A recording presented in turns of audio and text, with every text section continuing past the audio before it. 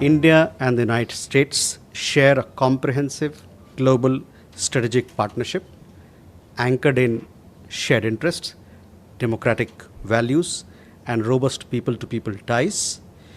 This partnership has weathered several transitions and challenges. We remain focused on the substantive agenda that the two countries have committed to and are confident that the relationship will continue to move forward.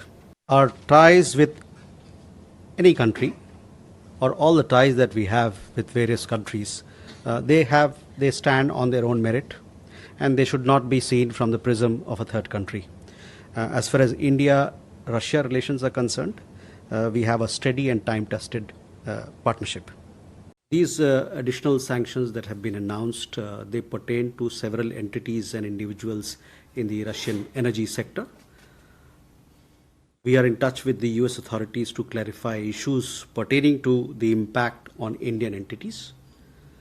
We are working with all relevant departments and agencies to sensitize Indian companies on applicable provisions as also to inform them on new measures being implemented that could impact Indian companies in certain circumstances.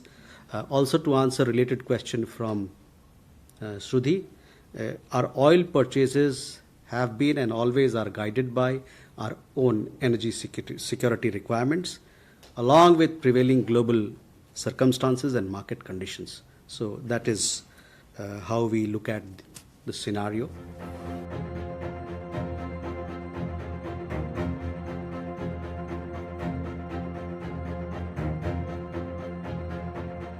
Com a China, já falei com a Rússia, vou falar com a África do Sul, vou falar com a França, falar com a Alemanha, eu vou falar com todo mundo. Para eles se darem conta do que está acontecendo no mundo, e junto aos BRICS nós vamos fazer uma teleconferência que está sendo articulada para a gente discutir dentro dos BRICS do que a gente pode fazer para melhorar nossa relação entre todos os países que foram afetados. Porque é importante lembrar, que daqui a pouco alguém vai começar a dizer não, o Brasil está sendo punido por causa dos BRICS. É importante lembrar que esse cara dos BRICS, que assusta eles, é simplesmente um país que o Brasil tem uma balança comercial de 160 bilhões de dólares, o dobro da que nós temos com os Estados Unidos. E nós queremos crescer mais, nós queremos vender mais e queremos comprar mais. Nós queremos aprender mais e queremos ensinar mais. É assim que esse país vai se transformar num país grande. É assim que a gente vai tentar procurar as nossas alternativas para que os Estados Unidos aprendam que democracia e respeito comercial e multilateralismo vale para nós e deve valer para eles. Essa aposta que o governo americano está fazendo pode não dar certo para eles. Vocês pensam, eu não vou ligar para o Trump para comercial não, porque ele não quer falar. Mas pode ficar certo, Marina. Eu vou ligar para o Trump para convidá-lo para vir para a COP, porque eu quero saber o que ele pensa da questão climática. Vou ter a gentileza de ligar. Vou ligar para ele, vou ligar para o Xi Jinping, vou ligar para o primeiro-ministro Modi, vou ligar. Só não vou ligar para o Putin, porque o Putin não está podendo viajar. Mas vou ligar para muitos presidentes. Cara, vem aqui.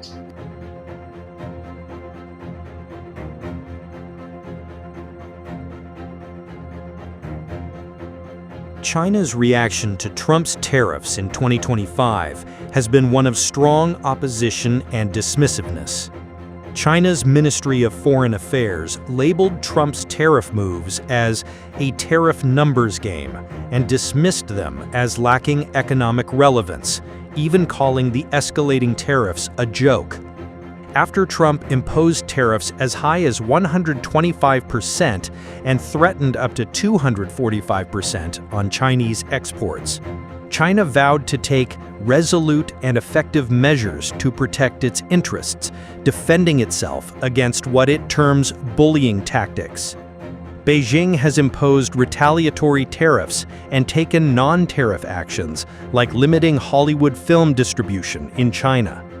Officials have stated that China will not remain passive and is prepared to fight the trade war to the end if required, but remain open to negotiations on equal and mutually respectful terms. Experts warn that these tariffs risk severely disrupting trade between the world's two largest economies and could cause a global trade contraction. Recent talks between the US and China have sought to reduce tariffs temporarily, but uncertainty remains as legal and political battles continue.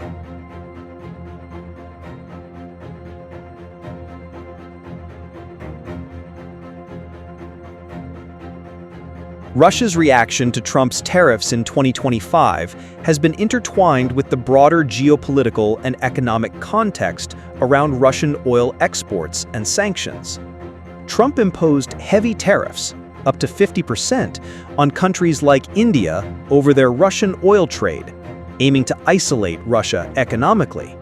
Trump claimed these tariffs caused Russia to lose India as a major oil client, and suggested that secondary sanctions could be devastating if applied more broadly. Russia's reaction included seeking dialogue with the US as Trump's tariffs and sanctions pressured its oil buyers. Despite the pressure, Russia and its allies continue to navigate these sanctions carefully, with no public indication of Russia fully conceding due to the tariffs.